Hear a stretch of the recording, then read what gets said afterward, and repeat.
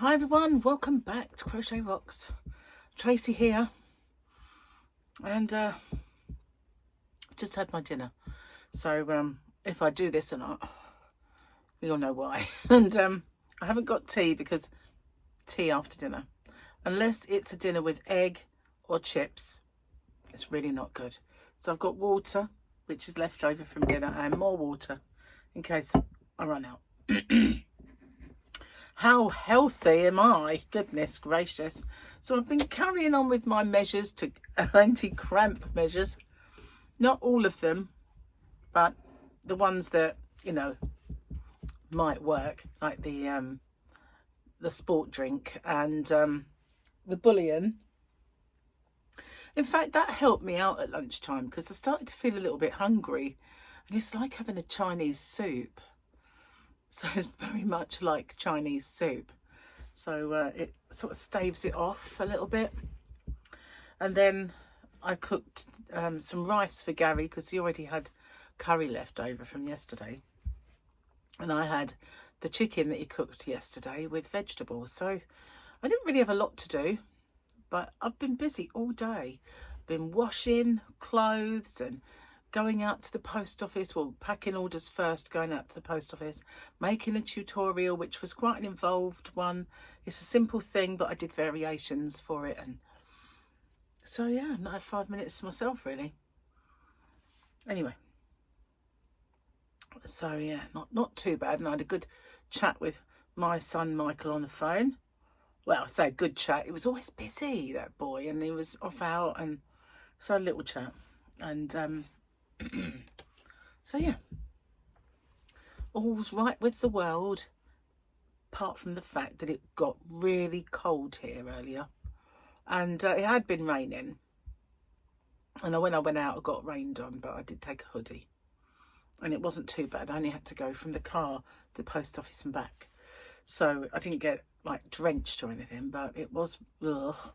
But then about, I don't know, about 2:30, I went into the kitchen and I thought, oh, it's really cold. So I put the heating on. It was that cold. Took the chill off, and it helps, you know, I do dry the washing over the little heater there, so it helps. It helps dry it as well, so it can't be bad. Oh yeah. Gloomy day though. No sun, just gloomy, raining and cold. Normal service has been resumed here in England. Yeah, I hope we get a bit of a summer this year, though. I mean, sometimes we have really good ones, but, you know, most of the time not. So, yeah, I did a retro stitch tutorial. Well, basically, there's a lot of things that have been reminding me of my mum lately. Like, you know, I said I had an order that I had to deliver because it was local. Well, she ordered the very first ever yarn that I ever worked with, which was Peter Pan. And yeah, so that kind of did. It was a bit nostalgic. And then this stitch was probably the very first kind of stitches that my mum and I made things with. And when she taught me, there was a few things we did, but it was one of them. And so, yeah, that was kind of cute. Again, it reminded me of Mum, which is not a bad thing considering on the other side of the world it was Mother's Day. We've already had ours, but a few of you wished me a happy Mother's Day, and thank you for that, because I'll have two. You know, I could be like the Queen had 2 birthdays. I have a month, you know, birthday month, and I can have 2 Mother's Day. There's no problem there. I'll take that. So yeah, but ours was a few months back in reality. So yeah, other than that, not much has happened really, you know, but I did do a nice swatch of different variations and colours and stuff with this this tutorial. It got me back in the crochet, which is not a bad thing, because I mean, since I got back off my holiday, I've not really been into it, and I don't even know where my whip is. I've got a feeling, what bag did I take on holiday? I must have taken a whip bag. It'll be in there surely, but I brought one in from the yarn van that I started on last year and I never got done, and it's a summer thing. So I brought that in. I thought, oh, good idea to get this one finished. So yet another whip is here, and I've got scarf whip there, blanket whip over there, new thingy that I want to do. Plus I've got the bag I was making on holiday, which I still haven't found, and the one that I was doing last year that I've brought in because I lost track of the kind of timing with that one. Perfect timing now though. And because you know what it was last year, that was that picnic blanket when I was doing the picnic blanket crochet along and a year of granny squares. It was kind of two things on the go that were periodical, and that's kind of what threw my other tutorials out quite a bit. So I try not to do that this year and try and get more things underway, but really have been busy this last few days. And a little while ago I've kind of got a bit of a balance going now, which is a good thing, a balance between some in the shop and some, you know, doing the channel. So it kind of sometimes gets all one and not the other, but there's a nice little balance going, which is not too bad. But one thing I have got to do is I've got to go through all my products, because the shampoo and conditioner that I always used to use, which my hair does really well with, it always kind of goes nice, has limonene in it. And I guess I haven't used it for a while because I was using the Kerastars, which is coming to an end. So yeah, I've got to, and I think sometimes those Kerastars have got limonene in. I've got something right that I've got a few Charlotte Tilbury products that Gary got me, and they contain limonene, very small amounts. So this being one of them, and it is a serum. So I did put some on this part of my arm, and I didn't get a reaction. But then a little while later, I had a rash, didn't I, on that arm? So I need to repeat this in case that was what caused it. Don't think it was, but it might have been. So my question to you guys is, I have a big one and a big spray. This is it. These are the products in question. So yeah, I've got this. It's in the box. It's never been used. And I've got this one, which is, I think, a sort of a setting spray sort of thing. And I've never used either of them. So now I could try sending them back, but I haven't got receipts, obviously. And I possibly could choose something else. I could sell them on eBay, or I could put them in my shop. And I'm not sure whether to do that or not. Because, you know, there are some things that I might want to put up for sale that are really good, and I could put them in my shop. But it's not a yarn thing, is it? I could just put them in the sale part where they will sit until people kind of want them. And I was thinking, I mean, a little while ago, I did list some of my magazines that I do the open with me, and then I put them in there, and I must have sold a couple, you know, like real knockdown price, but I didn't sell many, and it started to mount up, so I just stopped doing it. So that was that. And I don't know how well received it would be. I mean, it was just for things that are really nice, you know, that I was thinking of putting them in there, not like, you know, my old socks or anything like that. I don't mean that sort of thing. But, you know, nice stuff that's not used. I could do that. What do you think of that idea? Do you think that's a good idea, bad idea, or what? Otherwise, I mean, I could just put it on eBay, but people always try and get things for nothing off eBay. But it's whether you guys would want to try and get it and stuff like that. So I have got to start listing stuff for sale, because honestly I've got way too much stuff, and I could really go through my bags and start looking at ones that I'm not going to use anymore, or some of them I haven't used because they were gifts. I've never used them and I'm not likely to. So yeah, I could do that as well. Don't know. What do you think? Keep the shop just for yarn and accessories. Put those bits in. Just stick them on eBay and Vinted. What do you think? I've never used Vinted, but I want to start. Anyway, that's just something to mull over. And, you know, let me know what you think. Whether it's a good idea or not. So let's do the thing before I forget it. The other day I was convinced I'd forgotten it, but I hadn't. And I hadn't forgotten it at all. Right, let's move all these bits out. So if I did that little test and I wasn't allergic, I'd keep that because it's serum. It's very serious serum. It's good stuff. Don't know why these people could insist on using blimmin' lemonade in everything. It's because it's a natural product, but it's not. It's not natural to take oils out of citrus fruits and concentrate them till we can't use them because we're allergic to them. Oh, look what we got today, guys. Whee! Look at that. I can't wait for the movie. I really can't. And if you see, I mean, when you're on Facebook and stuff, and they do all the like little ads and promotional bits, they've got a Grogu that moves and everything else. I want that Grogu. I really, really want that Grogu. Oh, they should produce them. It doesn't matter what the price tag is. I just want one of those Grogus. Well, it does matter, but you know, they could put them. They could do that, couldn't they? Definitely could do that. Look, I've made a little Grogu. I really want one. I want that Grogu. Oh my God, this is long.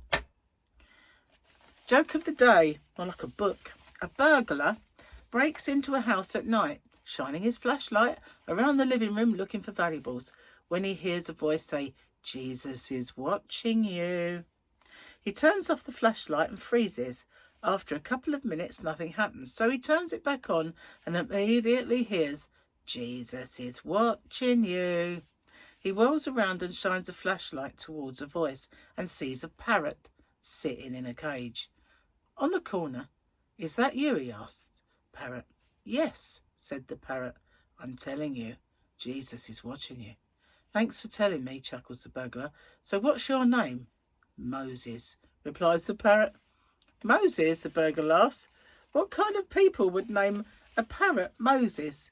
"The same kind of people that would name a pit bull Jesus." Oh, I get that. That's really good. I like that.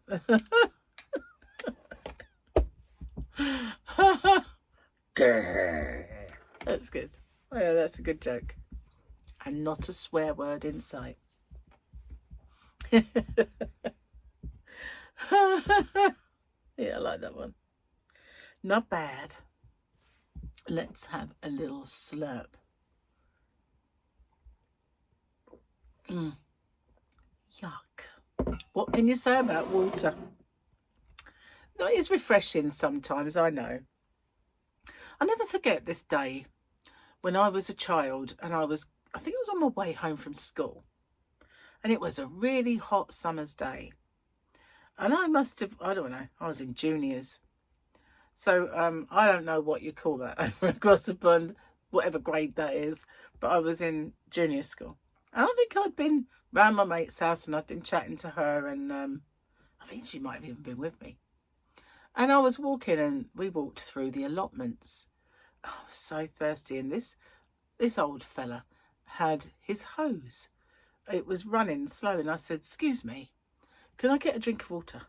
And he said, "Yeah, sure. Help yourself." So I drank from this hose and I couldn't quench my thirst. And I just went, "Oh, do you mind if I..." And he went, "No, carry on." And I have no idea how much I drank, but I just couldn't stop drinking this water. It was like beautiful. It was amazing.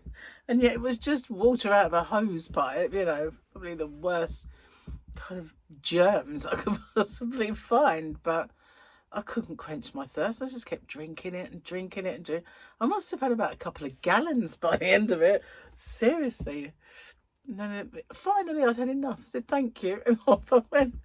Very serious. I never drank so much in my entire life. But it was very strange. Very kind of weird. But, yeah. It sticks with me as well because I've never really liked water so much in my life or since. I mean, I had my water with the tablet in this morning, and what happened was I made it, and then I went out to the yarn van to pack these orders, and I have a couple of sort of a few balls of one that I'd put in another box. Always happens. Couldn't find it because I've moved where it usually was, and I went through just about every box, and some of them are really heavy, and I lugged them and I humped them and I put the heavy ones up, and you know, had a good shift round and sorted through. And when I finally found it, it was in the first little section I looked at. Oh, I know. But I was sure it wouldn't be there, so I gave it a cursory glance.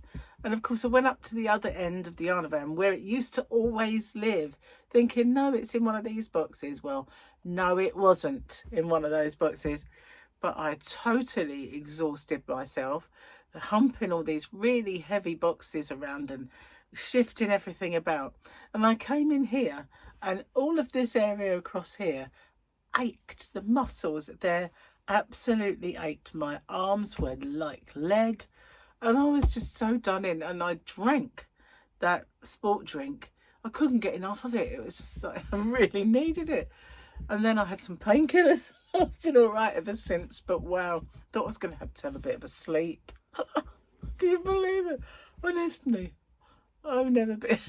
And yet on holiday, my stamina levels were pretty good, but I guess I wasn't weightlifting, was I? Honestly, that was terrible. The sun has come out. Oh my God. It has. The sun has come out. It's got its hat on. Bit late. I mean, it is. Oh, what is it? Upside down. That's why it won't work. 17:22. Finally, it came out. But I think it's more or less going away again. Excuse me. So did I enjoy my dinner? Not so much. Not so much because it was yesterday's chicken, which, you know, I zhushed it up in the air fryer. But in itself, it was all right.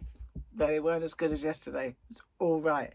And I made myself sweetheart cabbage, a bit of broccoli and some baby corn. And then I did a great little tiny bit of gravy.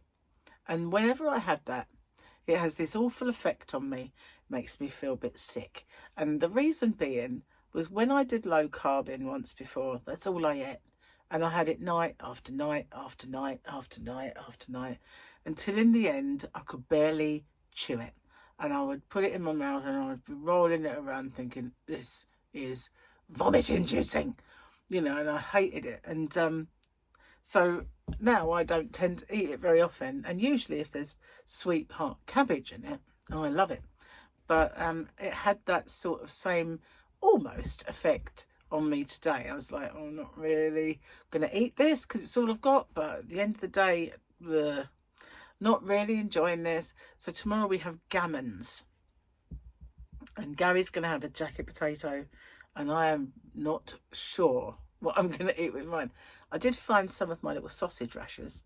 So maybe I'll have that. Mushrooms. But I might have to go to the shop and get some things to make it a little more interesting. So we'll see.